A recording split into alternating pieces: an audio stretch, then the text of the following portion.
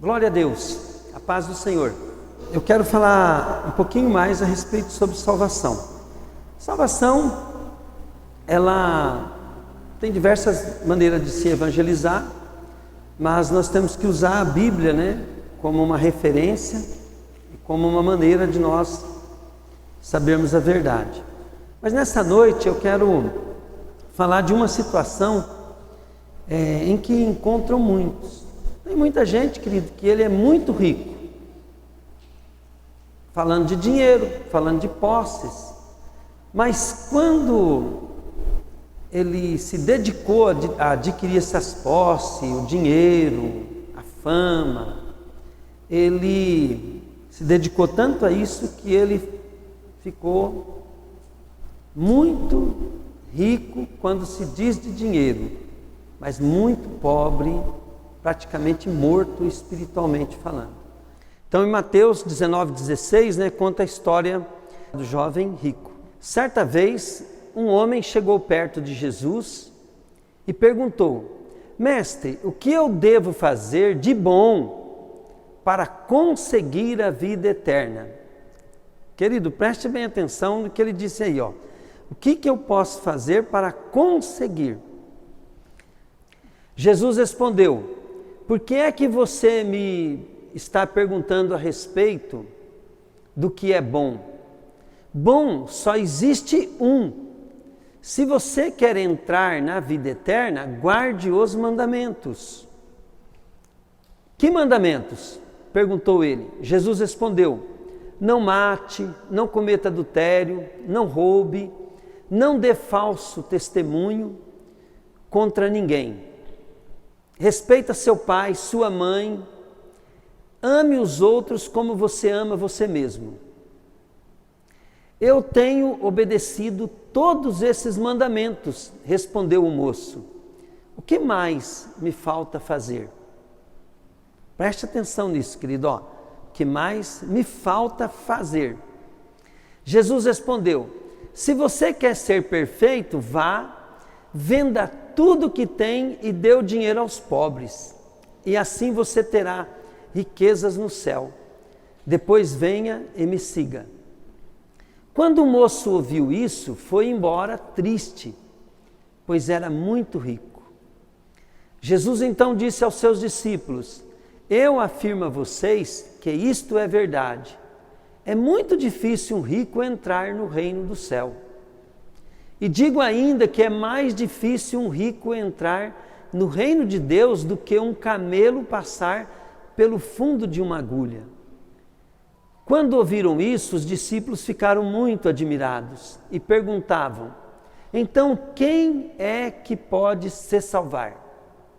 Jesus olhou para eles e respondeu: para os seres humanos isto é impossível, mas para Deus tudo é possível.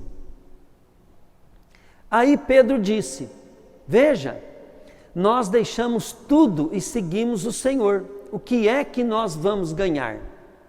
Jesus respondeu: eu afirmo a vocês que isto é verdade. Quando chegar o tempo em que Deus vai renovar tudo e o Filho do Homem se sentar no seu trono glorioso, você, os meus discípulos, também vão sentar-se em 12 tronos para julgar as 12 tribos do povo de Israel. E todos os que por minha causa deixarem casa, irmãos, irmãs, pai, mãe, filhos ou terras, receberão 100 vezes mais também a vida eterna. Amém, querido? Então vamos ver aqui, este homem era rico, muito importante. Nós temos 3 passagens, tem em Marcos, tem em Lucas e tem em Mateus a passagem dele. Conta-se na passagem de Marcos que esse homem chegou perto de Jesus e se ajoelhou. E quando ele se ajoelhou diante de Jesus, ele cometeu o primeiro erro dele. Ele chamou Jesus de mestre. E todos nós, queridos, na nossa correria, mesma coisa. Às vezes nós estamos, querido, na nossa correria, e nós estamos ou com necessidades, ou com família, com bens, com trabalho, estamos sendo bem-sucedidos, e muitas vezes nós vamos buscar Jesus, querido, nós vamos buscar Jesus pedindo um favor para Ele. Senhor, eu sei que Tu podes, né? E nós queremos saber de Jesus, muitas vezes, o que nós queremos, o que eu devo fazer, Senhor, para que eu resolva tal problema. E nós esquecemos, e muitas vezes nós cometemos o mesmo erro. Primeira coisa, você tem que chegar diante de Jesus e reconhecer que Ele é Deus, que Ele é Senhor. E Jesus, quando Ele estava fazendo aquela indagação para esse homem, Ele estava, querido, usando de uma tática para ver se o cara se ligava. Então Ele deu uma dica. Ele deu uma dica para o rapaz, falou assim, por que você me chama de bom? Sendo que bom é só Deus, né? Então, ele queria que aquele jovem visse que Jesus era Deus. Até mesmo porque um judeu, quando ele é da nação deles lá, né, com o costume deles, a nação inteira, querido, ela foi doutrinada pela Torá, pela Bíblia, a esperar a vinda do Messias. Então, qualquer pessoa que se dirigisse a Jesus e não visse Jesus como Senhor, como Messias, como Deus em carne, ele estava em pleno erro, ele não estava dentro daquilo que foi ensinado desde criança. Os judeus estão esperando Jesus até hoje. Deus, sabendo, querido, dessa dificuldade das pessoas reconhecer Jesus como Deus, como Salvador, como Messias, Ele mandou João Batista. João Batista ficou, querido, 30 anos da sua vida se dedicando, desde criança, né, se tornou profeta, dedicando a falar para as pessoas, arrependam-se, porque o reino de Deus está perto, o reino de Deus está no meio de vós, né? Então o Messias já está aqui no nosso meio, arrependam-se dos seus pecados. E aquele jovem, querido, ele chegou diante de Jesus como mestre para aprender o que ele mais deveria fazer para ser salvo. Tem muita gente assim, você pode pensar que não, mas tem muita gente hoje procurando fazer alguma coisa para conseguir as coisas de Deus, para ser salvo. Eu, como pastor, eu recebo muitas vezes as pessoas com problemas, eles vêm atrás de mim falando, pastor, o que eu devo fazer? Fala para mim o que eu devo fazer. Prova que nós cometemos o mesmo erro. Primeiro, querido, nós temos que se voltar, o mais difícil o jovem fez, ele se ajoelhou e falou, mestre. Então, quando você está perguntando para Deus, né, o que você deve fazer, você está procurando alguém para te ensinar a fazer alguma coisa. Primeiro, querido, você deve saber que Ele é Deus, Ele é o Messias, Ele é o Salvador. Então, vamos trabalhando aqui para ver se nós eliminamos esses erros, né? O segundo erro, querido, o segundo erro que aquele jovem cometeu é que ele não tinha conhecimento dos seus pecados, ele não admitiu os seus pecados. E Jesus, querido, quando falou para ele, obedece os mandamentos. Então, Jesus mandou ele fazer algo, obedece seus mandamentos. Mas quando Jesus mandou ele obedecer o mandamento, ele estava querendo destruir o segundo erro dele também, né? Não reconhecer que é impossível você não ter pecado. É impossível, tem que se arrepender. Ele não admitiu, ele não se arrependeu. Então esse é o segundo erro dele. E Jesus, querido, para mostrar para ele, obedece os 10 mandamentos. Na hora que Jesus citou os mandamentos, o que ele devia ter falado? Falei, Senhor, eu tentei obedecer, eu até tento, mas eu errei. Tiago 2,10, vamos ver o que está escrito. Porque quem quebrar um só mandamento da lei é culpado de quebrar todos. Tem uma ilustração no evangelismo explosivo que diz assim, né? Se você pegar uma bandeja para fazer um bolo, e você quebra um ovo, top. Pega outro ovo, top. Pega outro ovo. Quando você estiver no quinto ovo, você quebrou o ovo, caiu um ovo choco. Caiu um ovo estragado ali. O que acontece com o seu bolo? Então, querido, aquele ovo estragado, ele contamina todo o conteúdo. Então não adianta você querer acertar todos os mandamentos se você errar em um. Então, amado, é a mesma coisa um bandido, né? Um bandido, querido, ele pode fazer 1000 coisas boas. Aquelas 1000 coisas boas que ele faz não justificam os seus crimes. Quando você mata uma pessoa, você vai ser julgado pelo crime da morte daquela pessoa. Cada pessoa ela é julgada pela culpa que ela vai ser condenada do mesmo jeito. Então a Bíblia fala que o salário do pecado é a morte. Então, aquele jovem, como é que ele vai falar assim, eu tenho feito isso desde criança, o que me falta fazer ainda? Quer dizer, ele achava que ele era o bambabamba, o perfeito, e a Bíblia diz que ninguém é perfeito. Ele queria justificar, ele queria merecer o reino do céu, então ele queria fazer mais alguma coisa para aumentar o seu mérito, e nisso ele pecou feio, porque a salvação, segundo Gálatas 2,8, vós sois salvos pela graça, mediante a fé, e isso não vem de vós, é dom de Deus, não das obras, para que ninguém se orgulhe. Então ele não conheceu Jesus como Deus, como Senhor, e agora ele comete o segundo erro, achando que pode conseguir a salvação pelas obras. Mas tem muita gente, querido, que acha, querido, também, que se ele não cumprir as regras religiosas, né, ele perde a salvação. Não, querido, você perde a salvação quando você deixa de ter Jesus como Deus e de segui-lo.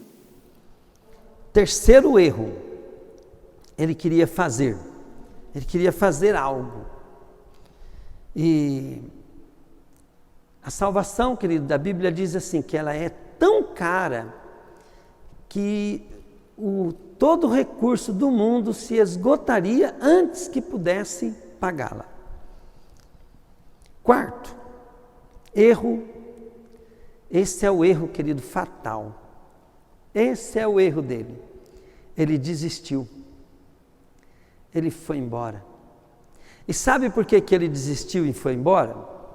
Eu vou contar uma coisa que aconteceu essa tarde, né? Eu creio que a irmã que me contou isso aqui não vai ficar magoada comigo. Mas a irmã foi em casa hoje e falou assim para mim, pastor, minha mãe está com tal problema e o senhor me perdoa, mas eu choro mesmo. Eu falei para ela, mas pode chorar. Você pode se emocionar. A gente chora até por causa de um cachorro da gente que fica doente.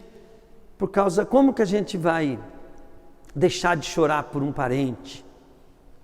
Aí eu estava explicando assim, né? Falei assim, olha, o problema é quando nós criamos ídolo no coração. E nós, querido, não sabemos que nós temos que colocar o reino de Deus em primeiro lugar. O reino de Deus, querido, e a sua justiça tem que estar em primeiro lugar. Jesus falou assim, buscar em primeiro lugar o seu reino, o reino de Deus e a sua justiça. E as demais coisas vos serão acrescentadas. Se você estudar a Bíblia, né, no Velho Testamento, as histórias, Deus, ele sempre provava as pessoas naquilo que as pessoas mais amavam. Mas não é porque Deus queria tirar, não é porque Deus queria privar aquela pessoa de ser feliz ou de se realizar com aquele filho, com aquela herança, com aquelas propriedades. Deus queria, querido, que aquilo não fosse o ídolo do coração dela. Porque o que o Senhor quer, querido, é que Ele esteja em primeiro lugar na tua vida. Porque Ele é o Criador. Só o Criador, querido, pode fazer o impossível na nossa vida. Então eu estava explicando para a irmã, falei assim, olha, quando você tem um problema que te faz sofrer, começa a adorar a Deus. Começa a buscar Deus em primeiro lugar, começa a falar que Ele é o seu Senhor, Ele é dono de tudo. Começa a agradecer pelas coisas que estão dando certo. E depois, querido, os seus problemas você coloca diante de Deus em oração, mas sempre com medo, com temor daquilo não está sendo mais importante do que Deus. Porque muitas vezes nós choramos.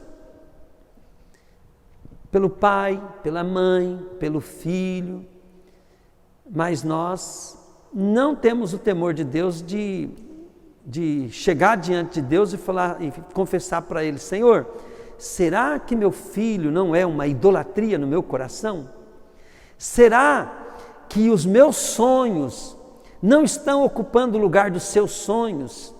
Será, Deus, que eu não estou perdendo o reino de Deus, os seus propósitos, por causa da minha própria vida? Aí, querido, nessa passagem, nós vemos que o jovem foi embora e ele pisou na bola, porque se ele permanecesse com Jesus, ele poderia demorar para topar vender as coisas. Talvez ele nem iria vender, mas ele teria a chance, né, de ser salvo. Por quê? Porque Jesus é a salvação. Quem tem Jesus tem a salvação. Ele foi embora. Imediatamente Jesus explicou para os seus discípulos: é mais fácil um camelo passar pelo fundo de uma agulha do que um rico entrar no reino do céu. Agora você que tem posses, que tem dinheiro, que tem uma vida boa, você pode falar assim, e agora? Eu tenho que vender tudo e dar aos pobres? Amado, Deus não quer teu dinheiro. Ele não quer teu dinheiro. O Senhor Deus, nosso Pai, Ele não quer tua casa, teus filhos. Ele não quer, não. Ele quer tudo. Ele não quer bastante. Ele não quer coisas. Ele quer tudo. Se você ficar com qualquer coisa, você não entra no reino do céu. Quando eu me converti, tinha uma música que não cantava na igreja, mas eu tinha uma fita, na época era fita cassete, e na época que eu me converti, a fita cassete era uma novidade, hein, gente?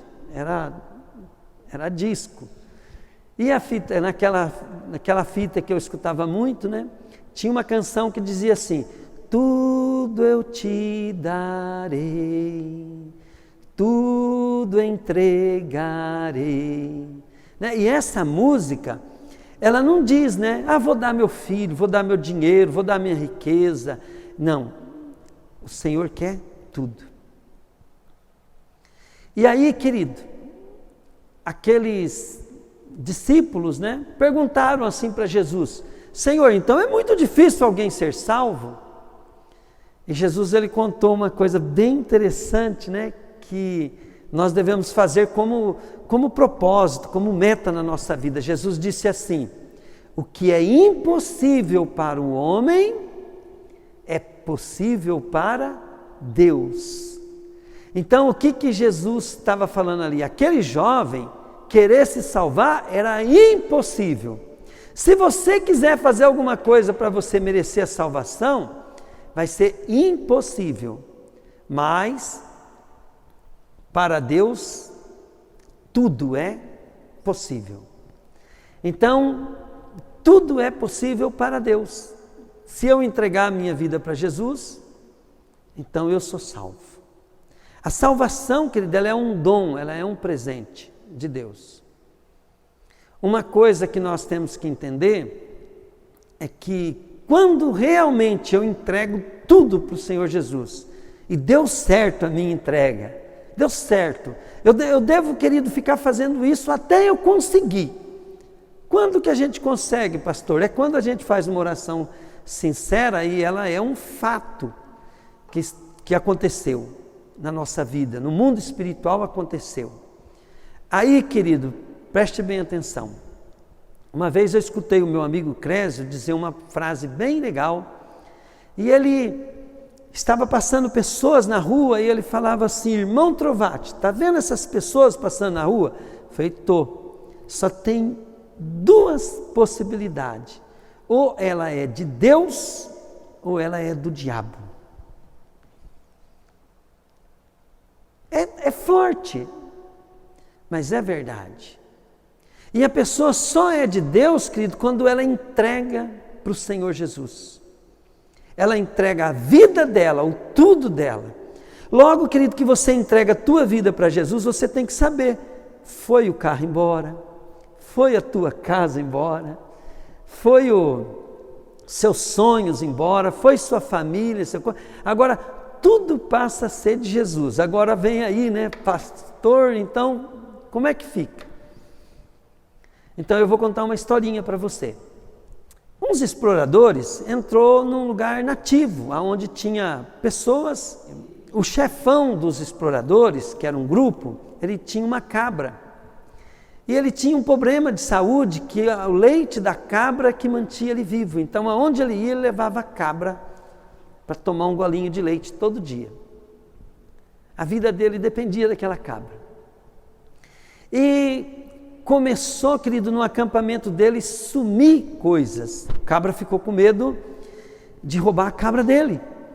Aí sempre tem um esperto no meio da gente, e um espertão, né, do grupo chegou nele e falou assim: larga a mão de ser bobo, não precisa ter medo. Eu falei, não precisa ter medo? Por quê, rapaz? Se eles roubar minha cabra, eu morro. Aí ele falou assim: vai lá na tribo e faz uma aliança de sangue com o chefe da tribo, com o cacique. E aí você vai passar a ser irmão do cacique. E aí, em vez deles roubarem a sua cabra, eles vão proteger tudo que é seu, eles vão proteger. Além deles não roubar, eles vão ter que proteger. E ele foi e conversou com o cacique, e fizeram aliança de sangue, fumaram cachimbo e tudo mais, né? E cortaram o dedo, e terminou tudo o ritual. Aí o chefe da tribo falou assim para ele: minha agora, meu irmão, e eu, irmão teu. Agora tudo que é meu é teu, e tudo que é teu é meu, e eu quero a cabra. Aí o cara ficou desesperado, né? Ele falou: minha cabra, não, eu sabia que esse negócio ia dar errado. E aí o espertão chegou perto de novo e falou assim: ei, acorda, cara. Falou: o quê? Ele falou assim: você está dando a cabra, mas com quem você fez aliança, ele tem uma multidão de cabra e de vaca. Você nunca mais vai ter falta de leite. Então, querido, muitas vezes nós querendo salvar a nossa cabra, que é a nossa própria vida, nós esquecemos que a quem nós estamos entregando aquilo que é a nossa vida, ele é o dono do céu, da terra, do universo. Ele é o dono da vida. Ele é o dono do ouro e da prata. E tem uma coisa, querido, nós estamos passando agora por essa pandemia, né, do coronavírus. E Jesus, querido, ele é uma vacina universal. É uma vacina total. Ele tem um antídoto de todas as enfermidades que já existiram e as que vão existir. Mas vamos tirar essa enfermidade do negócio e vamos pensar numa coisa. Vamos pensar numa coisa. Eu não conheço ninguém com mais de 130 anos. Para falar a verdade, quase todas as pessoas que eu conheci, que morreram antes dos 85 anos de idade. Então os nossos dias estão contados. Nós não precisamos ter medo de pandemia, de nenhuma enfermidade, porque certamente nós vamos morrer. E a morte, querido, ela é a maior maldição que existe. Ela é, querido, a única coisa que ninguém escapa. E Jesus é aquele que venceu a morte. E se alguém venceu a morte, querido, e esse vencedor estiver morando no teu coração, nós também venceremos a morte. E quando aqueles caras, querido, falaram assim para Jesus: Senhor, e nós deixamos nossa casa, nossa família, nós deixamos tudo, terra, tudo para te seguir. E Jesus falou para eles assim: não tem ninguém que deixou casa, deixou tudo, vamos resumir, que deixou tudo para me seguir, que já não ganha no presente. Olha o que é isso, querido. O que você ganha? Está tudo em Jesus, tudo que você precisa. Às vezes você fala: mas pastor, não estou possuindo. Mas você tem uma aliança com aquele que é dono de tudo. Você fez uma aliança com o cacique, querido, com o chefe, com o Senhor, com o Deus Todo-Poderoso, o dono do céu e da terra, aquele que você contempla o horizonte, e tudo que você vê é dele. Tudo é teu. Mas para você ser dono de tudo que é dele, você precisa dar tudo que é teu. Deus te deu a tua vida para você. Ele criou o céu e a terra e você tomou posse de um monte de coisas dele aqui na terra. E ele vai deixar você com posse. Mas enquanto você está aqui, você tem que pegar tudo que é seu e entregar para Jesus. Certamente ele vai deixar você tomando conta depois. Mas, querido, você vai ser provado para ver se você entregou tudo ou não. Essas provações que vêm para nós, querido, na nossa caminhada, elas são para fazer com que nós consigamos entregar tudo mesmo. Ele é a ressurreição. Ele é a vida. Quem crê nele tem a vida eterna. Quem não crê, não tem a vida eterna. Quem tem Jesus, tem tudo. Eu quero fazer uma oração para você agora, e quero que você repita umas palavras comigo. Diga assim comigo: Senhor Jesus, talvez eu não te dei tudo, e por causa do que eu não te dei, eu posso estar com a minha vida ainda nas mãos dos destinos desse mundo. Mas de agora em diante, eu te peço que tudo que é meu passe a ser seu. Eu entrego a minha vida, a minha casa, a minha família, os meus sofrimentos e as minhas alegrias. Jesus, perdoa os meus pecados e entra na minha vida. Querido Deus, agora, Pai, eu quero que o Senhor entre na casa dessa pessoa, Pai, que está clamando por Ti. Todo tipo de enfermidade, Pai, que o Senhor tire, Pai, e depois brinde ela, em nome de Jesus. Eu digo para Satanás e esses demônios, ao ouvirem essa palavra, você solte essa pessoa que confessou Jesus agora. Saia e não volte mais, em nome de Jesus, em nome de Jesus. Logo nós vamos trazer outra palavra de salvação. Que Deus abençoe a sua vida, que essa semana seja uma semana maravilhosa, que todos os dias da sua vida o Senhor te proteja, te guarde, te abençoe e te prospere, em nome de Jesus. Amém.